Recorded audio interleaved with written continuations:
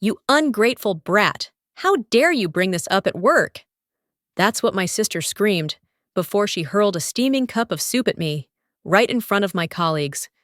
She didn't know I had just uncovered the truth about Dad's will. She didn't know Mark, my husband, my boss, had seen everything. And she definitely didn't expect what he said next. You're all fired. But here's the thing. This wasn't about inheritance. It was about years of silence, quiet sacrifices, and a family that only showed up when it was convenient. And in that moment, I realized, some truths don't burn when they're spilled. They set everything else on fire. If you've ever swallowed your words to keep the peace, only to explode when it mattered most, drop a 1. If not, you're one of the rare ones. Drop a 0, because sometimes the loudest breaking point starts with a whisper. Some truths deserve to stay stained. It was a strange thing, the way guilt could travel through Wi-Fi. The email came at 2:17 a.m., time-stamped while I was asleep, but drafted, no doubt, during one of Evelyn's wine-fueled spells of curated warmth. Subject line, Happy birthday, Lou. The body contained 3 sentences and a .pno of a sunflower she'd probably dragged off Pinterest. There was no mention of the deal I had closed the week before, one that had saved our team's 4th quarter. Just a flat, hope you're celebrating, as if we hadn't sat in the same boardroom 12 hours earlier, where she'd claimed the credit in front of Mark. I didn't respond. Instead, I stared at it for 17 minutes before deleting it. Not archiving, not flagging, just deleting, like it never existed. Like her small, calculated kindness didn't deserve shelf space. Mark noticed I was quiet that morning. He offered me the last of the orange juice without making a comment. That was his way. Observant, but allergic to unnecessary conflict, especially if it involved his sisters-in-law. I made coffee and replayed the boardroom scene in my mind for the 4th time that morning. Evelyn's red blazer, her practiced modesty as she credited her team for negotiating with Crestline, the slight glance she gave me afterward, as if daring me to contradict her in front of the executives. I had once idolized Evelyn. Growing up, she was the older sister with the answers, the girl who knew how to wrap a scarf and make it fashion, the teenager who never forgot Grandma's birthday and somehow got into Cornell on her first try. I was the messier one, quieter, slower to speak, too prone to daydreaming.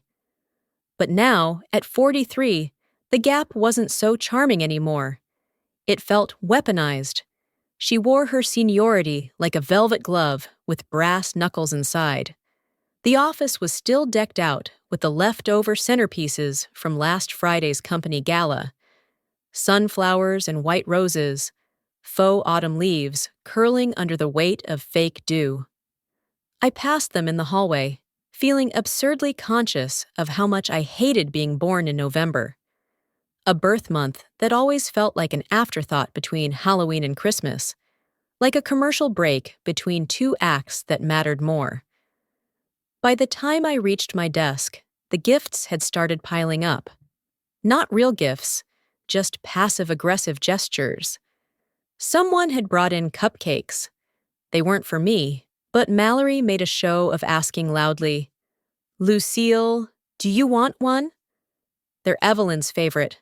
Mallory was Evelyn's new protege, a brunette with ambition in her teeth and no talent for subtlety. "No thanks," I said, and turned back to my screen. There was an HR form waiting for my review.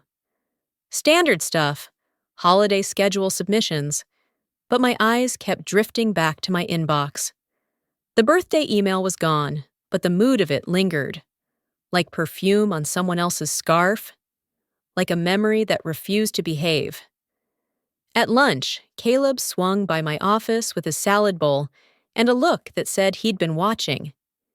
He was the only one in the department who hadn't fallen into orbit around Evelyn. I appreciated that about him, You okay? He asked, balancing his fork like a pendulum.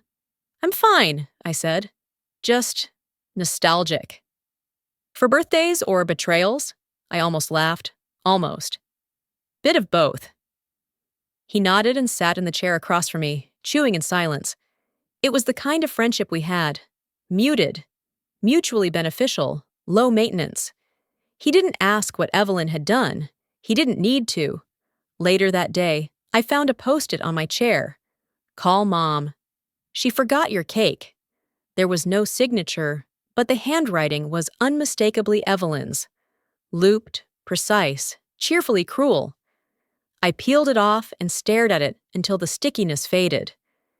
Then I folded it in half and tucked it into my wallet. Not as evidence.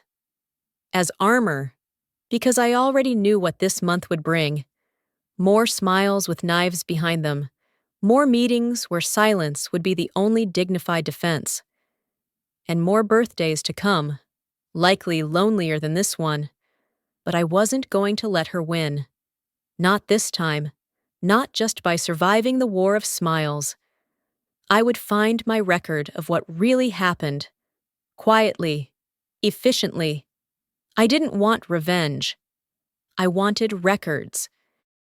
There's a kind of pain that only smiles can sharpen. The banquet hall looked like it had been sponsored by artificial gratitude. Fall garlands hung above the dessert table, flickering under orange-tinted lights, and each of the 30 tables was centered with a rustic mason jar filled with dried wheat, faux cranberries, and, of course, sunflowers. Evelyn's aesthetic, charming in a catalog way, hollow in real life. I arrived late enough to avoid the photos, early enough to avoid commentary. My nameplate was at table 6, between Mallory and Denise from legal.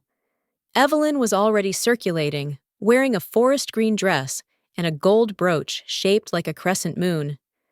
Her hair had been curled just enough to look effortless. She was 2 cocktails in, by the look of her glossed smile, which meant I had about 15 minutes before the verbal landmines began. I checked my watch. 10 minutes past 6. I should have stayed home. Mallory leaned in. Did you see the write-up in the quarterly newsletter? They quoted Evelyn on the Crestline deal. She sounded like a damn senator. I missed it, I lied. Denise snorted. She does have a gift for speeches. Makes you wonder who writes them. Mallory didn't get the joke. I didn't clarify. Dinner was some kind of butternut squash risotto, served lukewarm. I pushed it around my plate while Evelyn gave her toast. She talked about leadership, about resilience, about women supporting women in the workplace. I almost choked on my wine. The thing about Evelyn was that she didn't lie. She curated. She told pieces of truths polished so clean they reflected only her angle. And tonight, under twinkling string lights, she made it sound like we had co-piloted the most successful quarter in firm history. Like I hadn't been the one in the Zoom meetings at midnight. Like my strategy decks had written themselves. Mark caught my eye from across the room. He gave me the same look he always did when Evelyn spoke too long. A flash of sympathy buried under marital diplomacy. I didn't envy him. He was married to the story, not the sister. And I couldn't blame him for choosing silence. Sometimes, silence was the only oxygen left. Dessert came with speeches from the executive team. They thanked the client team for Crestline, handing Evelyn a commemorative plaque. She smiled modestly, turned to thank her colleagues, and then looked right at me. I didn't blink. I didn't smile. I just nodded once and sipped my champagne. Back at the table, Mallory whispered, "She's so humble. It's rare." "Is it?" I said, maybe too loud. Denise chuckled. "Depends on your definition." Later, in the restroom, I checked my lipstick and found my reflection fragmented across the ornate mirror. I didn't recognize the woman looking back. Or maybe I did. Maybe she was just the version of me that had learned how to endure without showing it. The version Evelyn couldn't see because she never looked beyond her own outline. When I stepped back out, Evelyn was waiting by the hallway near the coat check, alone. She held a glass of something amber and expensive. "You've been quiet," she said. "I'm thinking." "About?" "Whether my silence helps or hurts you more." She tilted her head, amused. "Don't be dramatic, Lou," I smiled. "Oh, I'm way past drama." "Then what's this?" She gestured around. "A protest?" I stepped closer. Number A, record. Her expression faltered, just for a breath. Then she smiled again, wider, emptier. "Well, happy birthday, little sister," she said, touching my shoulder like a benediction. "You looked lovely tonight." I left before I said something regrettable. At home, Mark had left a slice of pumpkin pie in the fridge with a sticky note, "For the real MVP." I ate it standing by the sink, letting the chill of the porcelain remind me I was still present, still real. The next morning, Caleb forwarded me the internal memo about Evelyn's upcoming media interview with a 2-word subject line. Guess who? I didn't respond. Instead, I opened my drawer, pulled out the planner I kept since 2015, and flipped to the section with Kreslin notes. My pen hovered over the margin as I wrote one word. Enough. The past never dies on its own. It has to be buried with purpose. I hadn't opened the navy blue planner in years. It was one of those faux leather, spiral-bound types, the kind you picked up at office supply stores back when people still believed in paper over pixels. The corners were frayed, ink bleeding from coffee drips and highlighters. But the year stamped on its spine, 2015, was what made my hand tremble. That was the year everything changed. The year Evelyn was promoted to senior partner, and I took my first long vacation in a decade, not by choice, but by collapse. The year our father died. I carried the planner to the dining table, away from Mark's sightline. He was upstairs, taking a call with someone from the Zurich office, and I needed quiet to open what felt more like an archive than a calendar. The pages still smelled faintly of lavender and glue. I flipped past January, February, March, pages filled with meetings, grocery lists, dinner reservations that had long since faded into irrelevance. Then, June. The month Evelyn made her big move. Notes scribbled in my handwriting. Crestline. Initial contact. E. Conference call. Prep slides. Review budget forecast. Ask Evelyn Ree. Override. But what caught my breath was a circled entry on the 19th. Lunch with SF. Client leak. I had underlined it 3 times and written in the margin, "Don't tell E." That's what I had forgotten. I had met with someone who'd hinted Evelyn wasn't just pushing for Crestline, but had maneuvered around protocol to edge me out of lead negotiations. It hadn't made sense back then. I'd let it go, chalked it up to stress and grief. But now, nearly a decade later, it burned with clarity. I flipped further. September. Dad's health worsening, call Evelyn. She won't pick up, hospital 6 p.m. I remembered now. She'd been unreachable during the week of his stroke, then had shown up the day after the will was finalized, as if by divine appointment. The planner had more than ink. It had weight. Each page was a breadcrumb, leading back to a version of me who had known something was off, but hadn't had the courage to press. Downstairs, Mark called out, "Lou, are you okay?" I closed the planner, gently, as if it might bruise. "Just sorting old files," I replied. He appeared in the doorway, leaning on the frame like he did when he wasn't sure how close to stand. "You seem deep in it." "I found my 2015 planner." His brows lifted. "The year your dad passed?" I nodded. "You sure you want to go there?" "Not want." He walked over and sat across from me. Do you think Evelyn knew something back then? About the deal? I don't think. I know. We sat in silence for a beat. The kind of silence that only long-married couples can share without drowning in it. I remember that summer, he finally said. You barely spoke. You were working late, coming home later. I thought I was being loyal. To what? To family? To fairness? To the idea that Evelyn was just driven, not dishonest. Mark reached for my hand but stopped midway. Do you want to do something about it? I want clarity. Clarity can cost. So does silence.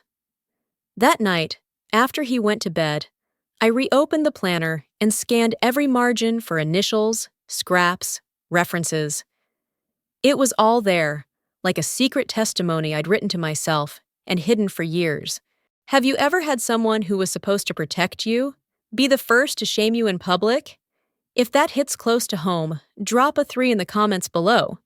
I sat at the table longer than I meant to, staring at the dates in the planner as if they might rearrange themselves, confess something new. My pen hovered again and again, but I couldn't bring myself to write more than that one word. Enough. In the quiet of the house, I thought of my father.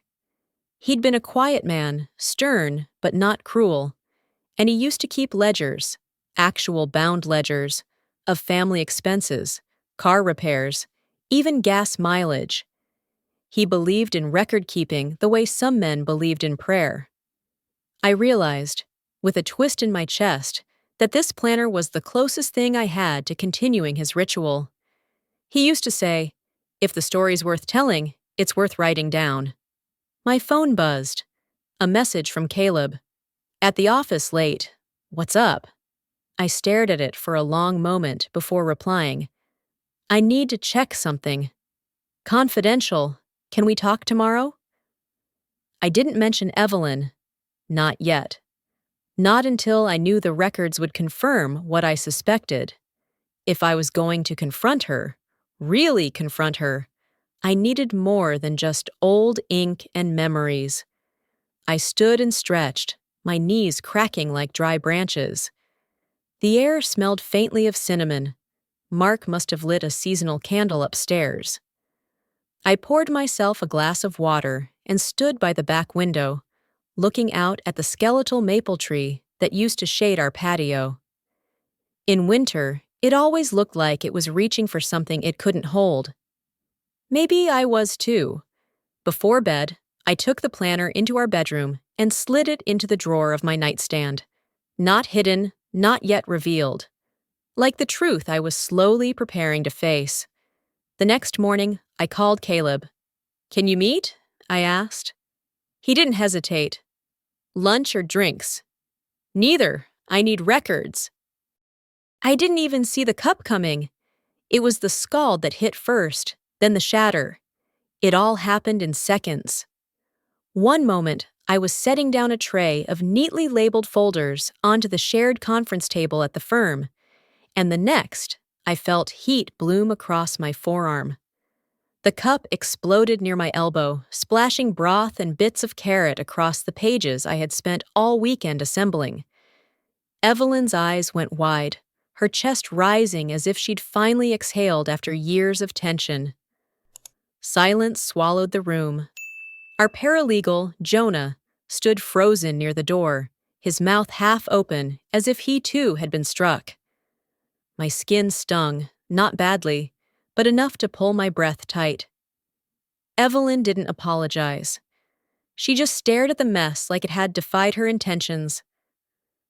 I didn't mean to, she muttered, but it landed flat. I reached for a napkin, my fingers trembling as I dabbed at my blouse, now stained a pale orange. The ridiculousness of it struck me. Here we were, 2 grown women in an office with floor-to-ceiling windows and wall-mounted diplomas, throwing soup like children in a cafeteria fight. Are you okay? Jonah finally asked. I'm fine, I said, sharper than I meant to. I stood, my voice steadier than I felt. Evelyn, may I have a word? Privately. We stepped into my office, the door clicking shut behind her. She didn't sit. "What the hell was that?" I asked. She crossed her arms, defensive. "It was an accident." An accident that just happened to explode on the very documents outlining why I'm questioning Crestline's acquisition protocols? She flinched. "You're digging up ghosts." "No," I said, picking up a towel and blotting my sleeve. "I'm confirming they were never buried." Her lips tightened. "You always dramatize everything. Always have. Ever since Dad died, you act like you're the only one with a claim to grief. This isn't about Dad. Not only. You think I cheated you out of Crestline? That I faked his signature on the will?" I didn't answer. Not because I doubted, but because she had said it out loud, unprovoked. She took a step forward, lowering her voice. "Careful, Lou. You're unraveling, and people are watching." "I'm not the one flinging soup." We stared at each other, two daughters from the same house, now speaking in sharp syllables and legal subtext. That's when Mark walked in. He had flown in from Boston that morning, unannounced. The Zurich meeting had been moved, and he wanted to surprise me. Instead, he found his wife dabbing broth off her wrist, her sister red-faced and rigid, and Jonah still outside my door with a notepad and an awkward cough. "I take it now's not a good time," Mark said. "It's perfect," I replied. "You're just in time for the board meeting." I didn't intend to do it then, not in front of everyone, but something about the air in that room, the tension, the silence that hung like static, made it inevitable. As we gathered around the table, Evelyn resumed her spot as if nothing had happened. Mark leaned close and whispered, "Are you sure?" I nodded. "Ladies and gentlemen," he said, standing, his tone controlled but firm. "After much consideration, and in light of recent internal reviews, we've decided to restructure leadership within this branch." The air went still. "Effective immediately, Evelyn Whitaker is relieved of her position. Jonah will distribute notices. This is non-negotiable." She stood, stunned. "Mark, you can't." He raised a hand. "I can, and I just did. Just." For a moment, no one moved. Then Evelyn turned toward me, her voice low. "You orchestrated this." "No," I said quietly. "You did." She walked out without another word, and for the first time in months, I felt something close to air returning to my lungs. But it wasn't peace. Not yet. Because now that she was gone, I could finally ask the questions I had buried under loyalty and fear. Evelyn's departure didn't end the meeting. If anything, it cracked something open. Jonah shuffled nervously through a stack of folders, his eyes avoiding mine, while the junior partners whispered among themselves. No one said it aloud, but I could see it in their expressions. They had felt this coming, sensed the rot beneath the polished wood, and polite handshakes. I took a moment to compose myself, brushing soup from the final few pages of the acquisition report. The silence was thick, the kind that begged someone, anyone, to speak. "I apologize," I said finally, "for the disruption. Let's refocus." But even as the meeting resumed, my mind wasn't there. I kept picturing Evelyn's face as she left, not just shocked, but betrayed. And that bothered me more than I expected. Afterward, Mark and I walked to the parking lot together, our footsteps echoing off the concrete walls. He slipped his hand into mine, but I couldn't quite return the pressure. "You did the right thing," he said. "Did I?" "You protected what's yours." I wanted to believe that. I did. But protecting something often means destroying what's around it. And I wasn't sure yet which one I'd done. That night, I stood in the kitchen, stirring soup of my own. Chicken noodle, ironic as it was. The steam rose in lazy spirals, the smell comforting in a way I hadn't expected. I thought of childhood dinners, Dad at the head of the table, Evelyn and I bickering over who got the last roll. That world felt centuries away. Maybe it had always been soup, warm on the surface, burning underneath. And now, I had to ask what else had been cooking for years without me noticing. What had she signed that week Dad was dying? Mark didn't ask me what I was looking for in the attic. He just handed me a flashlight and said, "Be careful with the beams. They've always creaked more in winter." The attic hadn't changed much since I was a teenager. Same wooden trunks lined with dust, same musty scent of forgotten holidays and boxed-up decades. The insulation crackled beneath my boots as I ducked under the angled ceiling. For once, it felt like a place that didn't need defending. I found the box in the far corner, the one with Dad's label, "Documents, Private." The handwriting alone made my breath catch. I hadn't seen his scrawl in years. The tape came off easier than I expected, brittle with time, like everything else. Inside, old tax returns, faded birth certificates, his Coast Guard discharge papers, and then a folder I didn't recognize. Crestline Financial Holdings. The year on the corner read 2014. I sat back on my heels, opened it slowly. Inside were the company's founding agreements. But something was off. One of the notarized documents had Evelyn's signature and Dad's, but the notary seal was smudged, almost unreadable, and the date was 2 days before his stroke. He had barely been speaking then. I scanned every page, my heart sinking. There it was again. His signature, dated and filed. Legal, official. But was it? Mark found me an hour later, sitting cross-legged on the floor, surrounded by yellowing papers and the smell of attic dust. "I thought you were just looking for old photos," he said. "I think Evelyn submitted documents while he was medicated," I whispered. "These look rushed. Off." He didn't speak, just sat beside me and took one of the folders in hand. "You want to challenge it?" "I don't know. I need to be sure." After dinner, I sat alone in Dad's study, untouched since his passing. The leather chair still creaked the same way, and a faint scent of pipe tobacco lingered. I remembered watching him through the crack of the door when I was 10, sorting bills with perfect concentration, one eye always on the ledger. "A man's legacy," he once said, "isn't what he builds, it's what he defends." Was I defending him now, or trying to fix what I'd failed to protect back then? That night, I couldn't sleep. The air in the guest bedroom was too still, the kind of quiet that lets your thoughts scream louder. I kept thinking about the last weeks of Dad's life, how Evelyn always managed his meds, how I was flying back and forth for work, too absent to notice.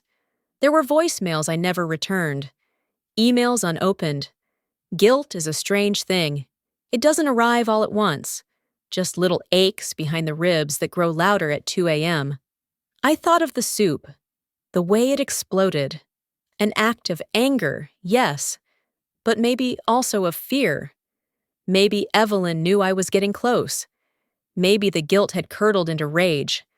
In the morning, I called Jonah. "I need your help," I said. Discreetly. He didn't ask questions. "Send me what you have." Later that afternoon, I returned to the firm. The office looked the same, but everything felt off-center. People greeted me politely, but carefully. Evelyn's absence was a shape, a shadow no one mentioned, but everyone felt. Jonah had cleared a side room for us to work privately. We laid out the documents like puzzle pieces, highlighting inconsistencies. Stamp imprints didn't match. Signature angles varied subtly from earlier records. We contacted the notary firm listed, out of business since 2011. He clicked his pen against the edge of the folder. "It doesn't prove intent," Jonah said, "but it raises flags." And that's where we start, I replied, even though I felt like I was slipping on gravel. That evening, I found myself flipping through Dad's old calendar in the attic again. There were scribbled notes in the margins, little arrows and circles, reminders to call clients and pick up milk. On March 17th, 2014, it just said EW, finalize. Was that Evelyn? Was this appointment tied to the document? I didn't tell Mark everything that night. Instead, I just sat beside him on the couch while he read the paper. He reached for my hand and rubbed his thumb over my knuckles like he used to when we were first dating. "I'm here," he said softly. When I got up to make tea, I found a manila envelope on the doorstep. No return address. Inside was a single sheet, a photocopy of the 2014 agreement, but with one line highlighted: majority control transferred to Evelyn Whitaker. In a handwriting I didn't recognize, someone had scrawled, "He wasn't even awake when this was signed." I sat down, the envelope slipping from my hands. Suddenly, every family dinner, every joke about Evelyn being the boss, every missed call from Dad near the end, they all shifted. All those years, had I misunderstood who she really was? Have you ever trusted someone in your family, only to realize too late they never had your back? If that's ever been you, comment a 5 below.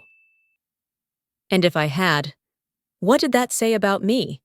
Maybe I hadn't lost Crestline by accident. Maybe it had been taken, while I was too busy believing we were still a family. Evelyn didn't show up to the mediation. Her attorney did, looking vaguely embarrassed, clutching a stack of manila folders like a shield. The room we'd rented downtown had a soft carpet and beige walls, the kind that tried not to offend anyone. Mark sat beside me, his fingers laced with mine, Jonah on my other side with his laptop open and eyes sharp. The lawyer cleared his throat. "Ms. Whitaker has declined to attend today's session in person. She believes it would not be constructive." Constructive? I bit my tongue. So much of our family life had been built on avoiding the uncomfortable. Dad used to joke that Evelyn was born with a mute button, charming in public, evasive in private. We spent hours going through documents, Jonah calmly pointing out inconsistencies. Mark remained mostly silent, but when the opposing counsel questioned my father's mental capacity at the time of signing, Mark leaned forward. "Are you suggesting that Evelyn acted in his best interest?" he asked. "Because we have 2 medical reports that contradict that assumption." There was a flicker of something behind the lawyer's eyes. Hesitation, maybe discomfort. But he said nothing. Outside, it had started snowing again. I watched flakes spiral past the window, thin and aimless. The whole day felt like it was happening underwater. After the session, we walked down the block in silence. Jonah peeled off first, promising to follow up with additional filings. Mark and I ducked into a small cafe, mostly empty except for a young couple laughing over cocoa in the corner. "I hate that she didn't come," I said finally. "She's afraid," he said simply. "Of what you'll say, of what she'll hear." "She's afraid of losing control." He didn't argue. That night, I packed up Dad's old records and filed the most sensitive documents in our home safe. It felt strange, this sudden pivot from grieving daughter to reluctant executor of truth. The lines blurred. I no longer knew if I was fighting for him, for me, or for the version of us I thought had once existed. I sat at the kitchen table and wrote a letter to Evelyn. No anger, just questions. Why didn't you tell me about the agreement?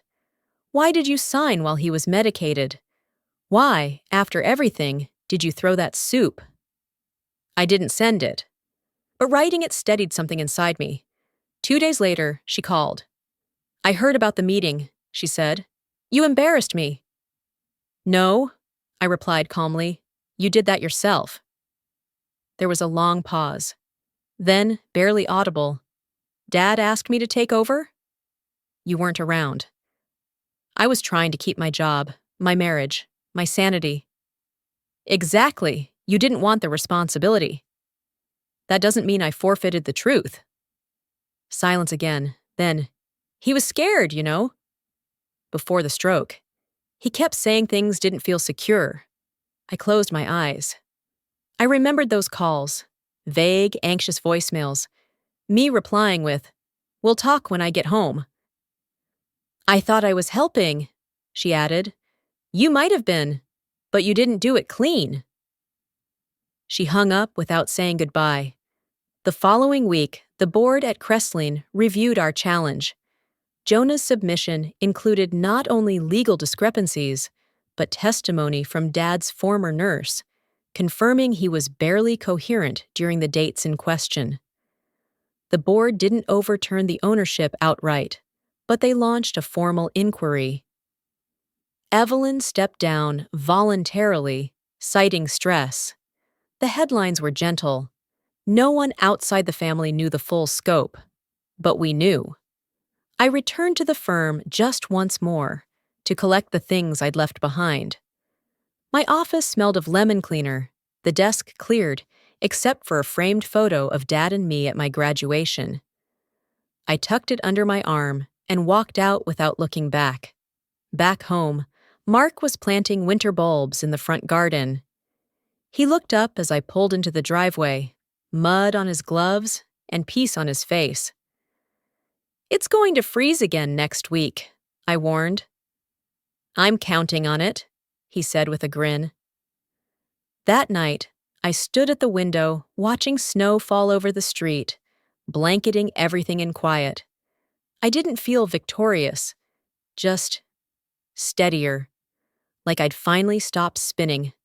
I thought about family, how we carry their voices even after they're gone, how love gets tangled in expectation, silence, and sometimes even betrayal, and how sometimes the only way to honor them is to confront the parts that hurt.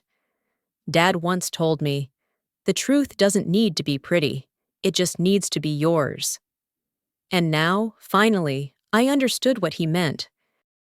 Looking back now, the truth didn't land with thunder. It settled slowly, like dust after a long storm. I once believed that uncovering the lies would bring clarity, but instead, it gave me something heavier and more honest. The burden and the grace of knowing. I've come to believe that families aren't built on the stories we tell each other, but on the silences we dare to break. We may never rebuild what we once had, but in speaking what was buried, I found a steadier version of myself. And maybe that's enough. Maybe you've had a moment like that too, when the truth didn't bring relief, but growth. If this story touched something familiar in you, I'd love to hear what it brought to the surface. Thank you for listening to my story. Take care and see you next time.